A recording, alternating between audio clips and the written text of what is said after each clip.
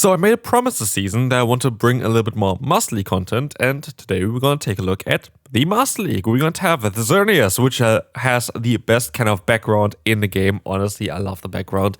London background there from the Go Fest. Honestly, it's such an interesting Pokemon. This Pokemon got buffed quite significantly. This Pokemon got a double damage from the fast move now, which is quite cool. To be fair, the fast move before did basically 0 damage. It was like 4 damage, and now it's 8 damage for 3-turn fast move. But generally speaking, this does make a big difference. I did not really think directly. Okay, actually, I did think that it would make a big difference because a lot of times you had like a lot of Dragon type Pokemon, especially that were just barely out of range for close combat to knock them out or the Moonblast to knock them out. This completely changes with this move update for the Xerneas. The Xerneas is definitely 20 times better than before. I can tell you already, the Xerneas is one of the strongest Pokemon I've played so far. This thing is super good, and the team itself was amazing. I went instantaneously, if you can read the title of course, 5-0 with this team. You see it here as well. You have all the battles I did with this team here in the studio as well, and we start off with a 5-0. So yeah, this team was absolutely fantastic, and it's quite simple as well, and there are some variations that you can do as well here. But basically, we're going to have here Xerneas double fire, which is kind of necessary that you have 2 Ancestor Steel type Pokemon. While yes, you have access to close combat, the most common Steel type Pokemon, honestly also currently one of the most common Pokemon generally, is Metagross, which the close combat is just going to be neutral against.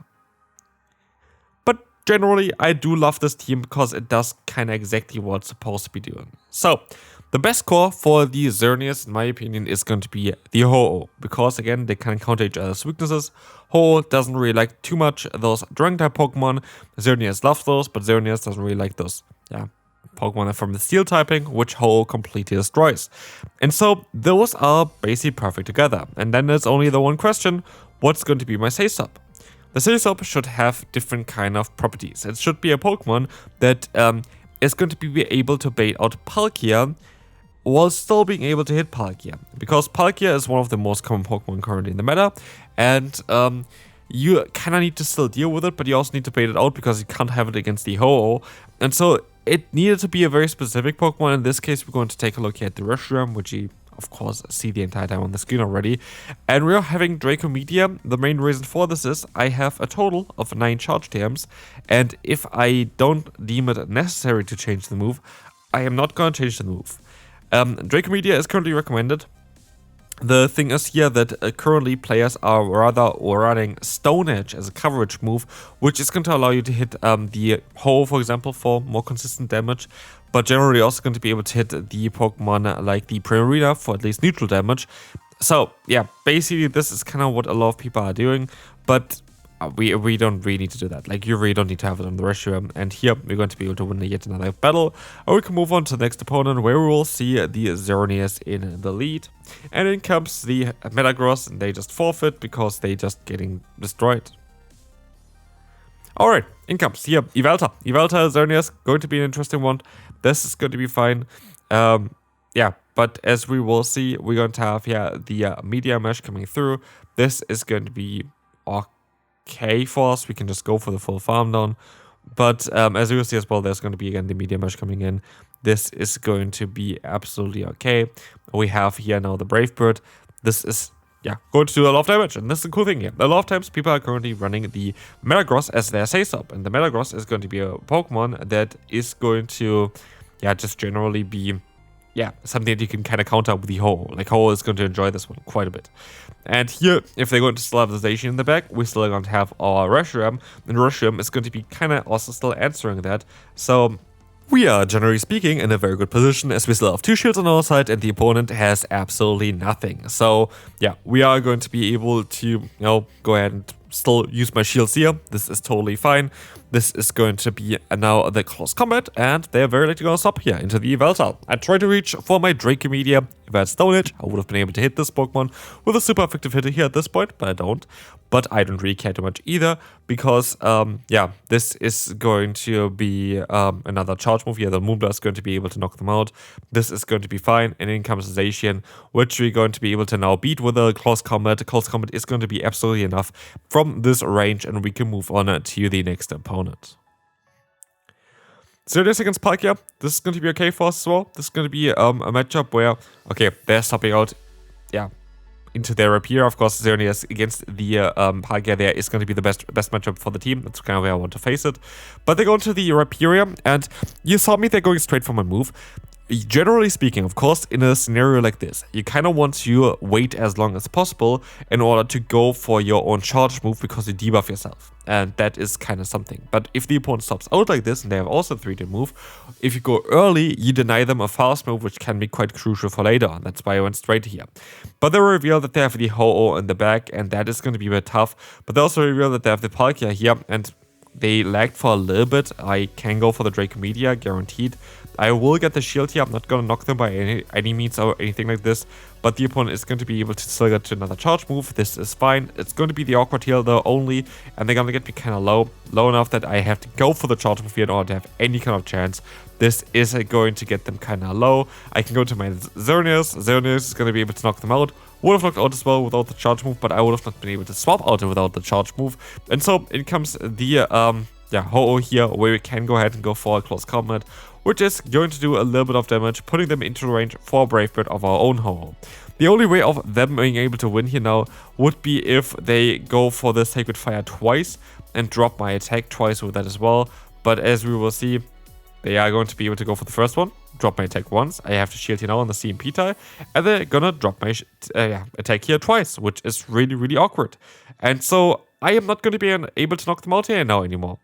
And I will swap out of here, try to catch the move, but actually this was kind of a bit silly. But I still won, and I went 5-0 with this team. Was a lot of fun, but we can move on to the next set. And honestly, like, Xerneas with a change is quite a bit better. Like, it's honestly quite a bit better. Mewtwo is also a Pokemon that I still want to take a look at. I have my Shadow Mewtwo. By the way, Mewtwo, I'm really curious when we're going to get the Mega Pokemon. I think it's such an interesting Mega that we haven't had yet in the game. And to be fair, yeah, this is kind of the main Mega, I think, from the old generation Megas that hasn't been released yet. We had basically a lot of new Megas coming up now with the current Legends CA game. So there's going to be a lot of more Megas that they can add into Pokemon Go, which I think is the main idea behind the Legends CA game as well. Like, of course, not the game itself, but like, you kind of want to have more content towards Pokemon Go as well. That's always kind of a business decision. And that is the thing as well, by the way, which I think is kind of funny. I think a lot of people underestimate the power of Pokemon Go. Pokemon Go is one of the biggest, part of Pokemon currently that, yes, a lot of things are kind of more scripted towards helping Pokemon go out. This is something that is going to be just generally commonly known and kind of commonly seen there. The thing is that Pokemon Go is such a big thing, it's such a big game, that it's also such a unique game and kind of what it does, that it's quite important, I think, for the Pokemon company to kind of help out having content towards it as well. And so, yeah, we're going to have now a lot of more Megas that can come up in Pokemon Go again, which are generally speaking kind of cool to see. I like when they kind of add those features in the game that are from the main series games. But yeah, we had already now Dynamax. I wonder if we're going to ever get like something like the Z moves in Pokemon Go, stuff like this. It seems like they really try to get everything in there from the main series games in Pokemon Go. As you're going to see here, Eternatus. Eternatus was actually a Pokemon that I want to try out first as well. It has access to Flamethrower, it has access to Dynamax Cannon, and it has access to a Dragon Tail. I actually think that Sludge Bomb here, which is also can learn, would be the best kind of coverage in the current meta with all those Fairy-type Pokemon. But yeah, as you're going to see here, we're still going to have a shield on our side, and so we're going to have to shield up the next move here as well. This is the Dynamax Cannon. It's going to be shield up. We're going to stop out here. We have 2 charge moves stored, and I maybe should have even went for my move a little bit earlier to try to snipe them there. But as we will see here, we are going to have now the Xerneas not being able to do enough damage, and it's going to be sadly a loss here. I have not really a chance there. As we have here as well, Eternatus, like this Pokemon itself, is a bit tough for this team, but that's okay. Like, it's, yeah, a very awkward Pokemon for a lot of people to build. That's the thing as well. Like Eternatus is like the Pokemon, like literally the only Pokemon I feel like it is impossible to kind of build right now if you didn't play the event.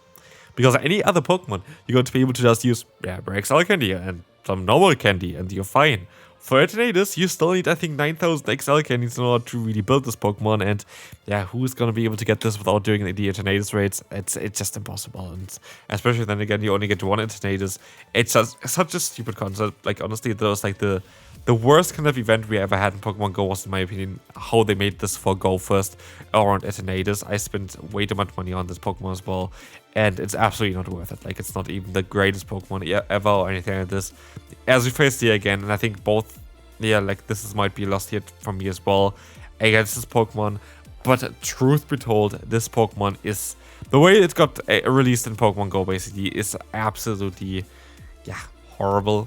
But I think it was kind of the final event of Niantic, and I think they just kind of tried to be like, let's make something so grindy, so cost intensive there that, it's going to be worth it for more the bank account than anything else, because I can't see the other reason why they would make Eternatus the way they made it here. But we're going to lose twice against Eternatus, and we can move on to the next opponent. So we're going to have here the Meloetta. The Pokemon actually that I still need to try out. Meloetta is a Pokemon that, is going to be alright. It got buffed with Confusion. But generally speaking, I feel like the meta itself is just not really the ideal meta for Meloetta. I think it's such a cool Pokemon. I have a shutdown of this Pokemon because I used my bottle cap on it. But as we will see, we're going to have here the bait coming through against the opponent's Rhyperior. This is going to allow us to get the shield from them. And with that, we can even still reach the Dracomedia in time. Let's see if they're going to shield here or not. This Dracomedia is going to connect, and it's going to now knock out the opponent's Rhyperior, which gives me, of course, such a big advantages now. We have the Meloetta coming in. We're going to have our Ho-Oh, which is some nice sword damage, and the opponent has like no way really to go here. Like, there's nothing they can do here anymore. The Thunderbolt is coming through, that's fine. Then it comes to Snake Realm, that's totally okay. This is going to be interesting, because now what we'll see is we are going to use a shield. There's a Fusion Ball coming in, and I think actually a close combat might be even enough to knock them out, because we do so much fast move damage, and this is something that's so noticeable. Like, the fast move damage is honestly quite a bit more than before, which is really, really good. And as you're gonna see here, we're going to have the close combat, nearly knocking them out, but still get to another move here, and that's kind of unfortunate, because we have to let the move go, and it's now only the Ho-Oh left, and they still decide to stay in there. That's fine. We're going to have the charge move going through, and with that we're going to be able to win, and we can move on to the next opponent, where we're going to have the Lunala in the lead. This is going to be the final opponent here for the day. We're going to have here the Hiroshima of our say-so. We have an ABB style line. It's not that any particular Pokemon is quite bad against it. It's just that every are kind of alright in their own means. But as you can see, we're going to use our shields here anyway against Lunala and wait until we're going to have here the Xerneas out from the opponent. As this is going to be now interesting, we're going to be able to go ahead and go for a charge move against them here. We're going to have the charge move coming through, and this is going to be a fine. We are just generally in a very solid position. As we're going to have the Xerneas coming in, Xerneas is going to not really appreciate our high damage output here as well. So that's going to be alright. This comment is coming through, and with that we are going to be able to go for another Brave Bird as well, which is absolutely perfect. And so this is going to get the shield from them. And so here we're going to have now the Xerneas line against the Zekrom. That's going to be generally a good thing for us, because we can take a hit. We are going to be able to go for the charge moves here. We have both Close Combat as well as the Moonblast to threaten him. But Close Combat is a little bit cheaper than Moonblast, and so I'd rather go for the cheap move here to get those shield early. And I'm fairly certain at this point even Close Combat is going to be enough to knock out the opponent here. As we will see, there's the Lunala coming in here though. I am going to be forced to go for a charge move. This is fine. This is going to be totally okay. As now, this is going to be knocking them out, of course. They don't have shields left anymore. We don't have real shields here left anymore. And now we're going to have here the Zekrom coming back in. Because we kind of played it so perfectly that we got some extra energy before, I am going to be able to go for the close combat, knock them out, and with that, we win the battle. And that's going to be it for this one. Hopefully you enjoyed it. If you did, feel free to leave a like, and we'll see you then. Bye-bye.